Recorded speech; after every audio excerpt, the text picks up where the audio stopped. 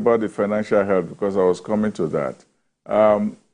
What is the state of the financial health of airlines in Nigeria? Are they buoyant enough to fly? Well, you see, that is why a new regulation has been made by the regulators now, saying that if you don't have up to 6 aircraft, you cannot start an airline. Now, why their financial situations were very precarious before was that many of them did not count the cost thoroughly before going into the business. And that's why you have a lot of, you had in the past a lot of mortality. The mortality rate of airlines was very high. And I'm sure my big brother there, Sam, is old enough to know the history of airlines in Nigeria and how they've come and died. Concorde, Zenith, Shanchangi, ADC, Bellevue, Okada. Mention them. Yeah. In 100 years, in the last 40 years, we took samples and more than 100 airlines came and died. How did this happen? Some people did not count the cost. They would just go and carry 1 aircraft somewhere in the world on lease or 2 aircrafts on leasehold. They will come, they will make fanfare and all that a big airline has started, whereas the aircrafts are on leasehold, on lease, on wet lease or dry lease. In most cases, wet lease. And then they will start. And the first major check they have to do on the airline, they don't have the money to do it. They don't have the resources to do that. And then, of course, to meet up their international their obligations with their lessors, they cannot meet up their obligations and they take their aircraft back. And that's the end of that airline. So on and on like that, it has been happening for many years that they did not really count the cost. So to answer your question directly, yes, many of them had not been healthy enough because they did not count the cost of such large operations. In fact, I would wish that we carried out that kind of thing that Sanusi did in the banking sector many years ago, where we can have large airlines, people can come together. They should merge, like the banks merge and form super airlines so that these airlines don't go down as quickly as possible. Many of them are not healthy because of this. Many of them are not healthy because of the climate under which they also operate. It's a big conversation again, maybe not for this forum, to also tell you why many of them were not able to get enough aircrafts. They don't have access to aircraft on very good terms to sustain and float their operations and to keep their operations afloat. It's a big conversation, but that was also a big factor too. So to answer you, many of them are struggling. They are actually treading on thin ice. And many of them who struggled on thin ice, their profits are very marginal. They keep going and on. And others are running on deficits.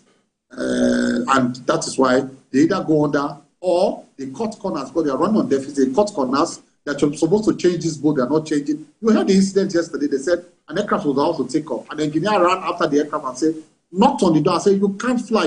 Stop. We have to do 1 or 2, 3 things for this aircraft can go on air. So that's the problem we are facing with the airline industry in Nigeria. So against that backdrop, you were in Toulouse recently, and some have been trying to understand exactly what you went there to do, even though some people sat on television mischievously, criticizing your going there, saying that you were doing free advert for them, looking at the videos that actually made the rounds then on the internet. Could you help us understand, or help Nigerians understand, who are trying to understand the reason why you were there, talking about, the Airbus, some of the planes that were there, trying to bring them to the country. Exactly what benefit would this bring to the aviation industry in the country? All right, good question. Let me explain this thoroughly. Now, the only way that our airlines must survive or can survive is that government must intervene. In fact, it's one of our key policies. This government is the support for local operators. I talked about the life and the mortality of airlines over the years, and we thought this government, the Renew Hope agenda, says, please, part of it is that for the airline industries that we should intervene and help local airlines, not by giving them money, but typically what government does all over the world is to provide the environment, provide support, policy support, support of policies and all that to help them to survive. That is what we are doing. And so we now thought that aircraft manufacturers, aircraft leasers around the world, we should engage them to see how they can help to empower our local airlines with aircrafts so that they can challenge on international routes. They can challenge the other big airlines on international routes and force down prices, and also service the local routes so that it will not lead to cancellation of flights, delays of flights, and all of that you see, because they are not adequately equipped to service these local airlines, local routes. And that's why you have all those problems. So we thought it was key. That we go to these manufacturers and aircraft lessors to help them and beg them to assist our local airlines. So Airbus was one of our destinations. We have also gone far with, Boeing. We held a meeting last week with Boeing, and we're going to announce something big with Boeing very soon too. So it's not discriminatory. It's not even an advert. I'm going to do advert for everybody. If I did advert for Air Peace too, I'll do advert for Ibom Air. I'll do advert for United, so long as it pushes the industry forward. Now, look, when I went to Toulouse to say, look, Airbus, gather your aircraft lessors around Europe and let us meet them. Because it is the manufacturers, most times, that deal with the lessors. So they know the lessors, the aircraft leasing companies. And so we did not meet only Airbus in Toulouse, the lessors, the aircraft leasing companies around Europe and even America came and met us in Toulouse. And we all held a big meeting. And we said, can you please, what is the problem? Why are you not giving us planes in Nigeria? Why are you not giving us our people planes on dry lease, not wet lease? We have lease planes in Nigeria, but wet lease. I will explain that later. Why are you not giving them on good terms, dry lease? They said because they are blacklisted Nigeria. They blacklist Nigeria because their planes are in danger when they bring them into Nigeria. Just to say, we have repeated this over and over. We have been educating Nigerians about airline operations around the world to the extent that the biggest airlines in the world do not buy their planes. So people should know that. They lease their planes from Airbus and aircraft leasing companies like all of this, like we are trying to do now. 80% of their fleet, all the Emirates you see, Qatar, British Airways, KLM, they don't own their planes. Nobody has the capacity to buy 200, 300 planes. They don't.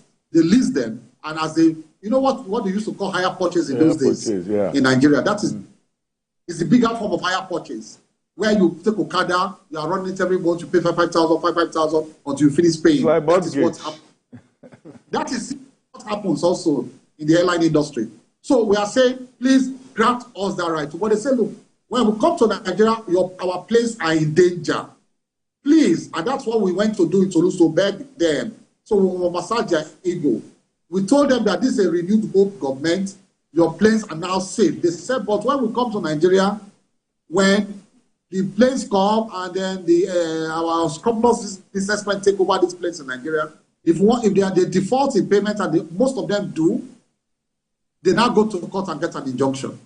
And they now detain them. And that is been the practice. If one airline did it about 10 years ago and put the whole country in a mess, and everybody came and took their planes away. And so, before they give you one plane to Nigeria now, they will put it on wet lease. They will say the plane must have full tank every time. Their captain must be in control, which is called wet lease. Their own captain, they will give their own captain to be in control. So once you default, they take off and fly out of the country with their own captain in control of the airline, of the aircraft, which is called the wet lease, which is very expensive to run. So we went to appeal to them, say, look, if injunction is your problem, if injunction, we are working on that, because thankfully I'm a lawyer. So this is just smack dab in my terrain. It's smack dab. I said I'm going to go back and work with all the judicial authorities to ensure that they make practice directions, directing judges not to grant interim injunction regarding airlines and aircrafts on dry leases. And that is what the Aviation Working Group, there's what a group called the Aviation Working Group that tries to enforce the Cape Town Convention. The Cape Town Convention is that convention that talks about leasing aircraft across the world. That is the Cape Town Convention. And we are signatories to that convention. And the Aviation Working Group is the group that is pushing for the enforcement and the compliance with that convention. So we are talking with them. And we are saying, look, this is all the diplomatic shuttle I did. Is to support our local operators. And that is why we're in Toulouse. And I'm sure you have heard the airline CEOs themselves coming on TV to say, thank you, Minister, and please do more for us. That was a very important intervention for us. So people who don't own one aircraft, Big Brother Sam, people who don't own one aircraft in the industry, who are keyboard activists, you now see them precise on where they have no investment, no stake, nothing at all in the aviation industry. Go and ask the CEOs who have invested billions of dollars. Go and ask them whether it was important or not. And don't listen to so-called aviation stakeholders who sit in their house and drink tea and say they are aviation. But